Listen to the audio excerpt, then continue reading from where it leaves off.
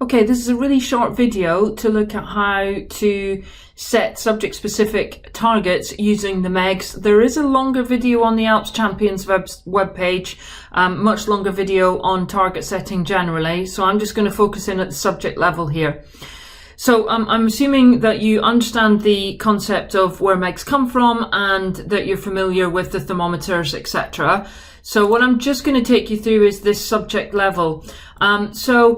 A quick reminder that all of the subject thermometers are unique and they have been constructed using subject-specific data from the national data set. And that if I get an Alps score of 1, in other words, if everyone in my class gets their MEG or hits their MEG, then I get an Alps score of 1.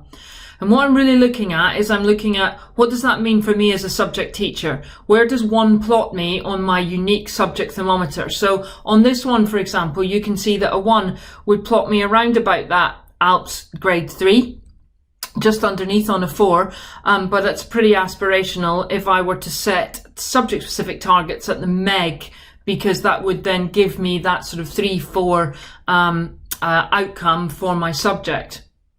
But if this was my subject, then can you see that the top provider in the country, so the top department in this subject in the country got 1.24 and the lowest got 0.74. So within that scale then, I've got to understand what that scale is for my subject so that I can construct my personalised targets around that. So if we just look at the thermometers and we look at what a 1 means in terms of where I would end up, there's quite a range. So if I were to set my MEGs for biology at, my subject targets for biology at the MEG, and I got the MEG, then that would place me at grade 2, an Alps grade 2, which would be really aspirational. But if it was media studies, I'd be more likely to be blue if I just got the MEG, because clearly students make better progress nationally in media studies than they are doing in biology when you compare it to the MEG. And the same goes for the BTEC and the same goes for GCSE as well. So I have to understand where that 1 plots me in order to set the targets. So let's just look at 3 examples, the media studies one and the biology and the English. So 1 in media studies is down at a grade 6, almost bottom 25%. Getting the MEG and getting a 1 in biology plots me in that 2, as we saw, and then in English gets me a grade 4, just a grade 4. Look, it's between a 4 and a 5. It's just sitting on that 60%, top 40% boundary.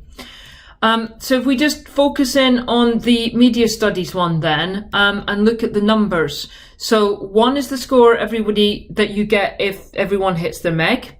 Done. Now 0.2 is a grade per student difference. All right.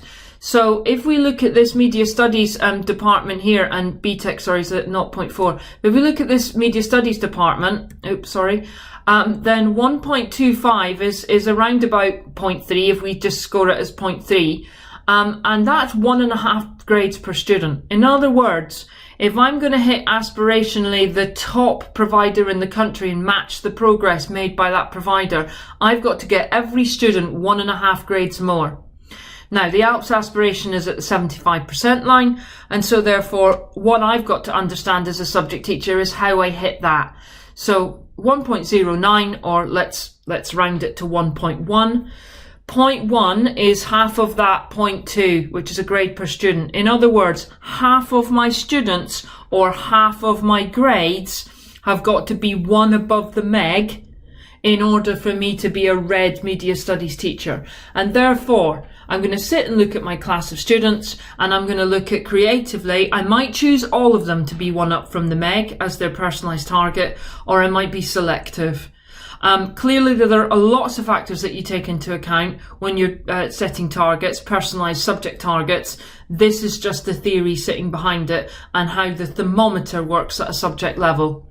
As I say, there's more information on the longer target setting video on the Alps Champion homepage. Hope that was helpful. Thanks.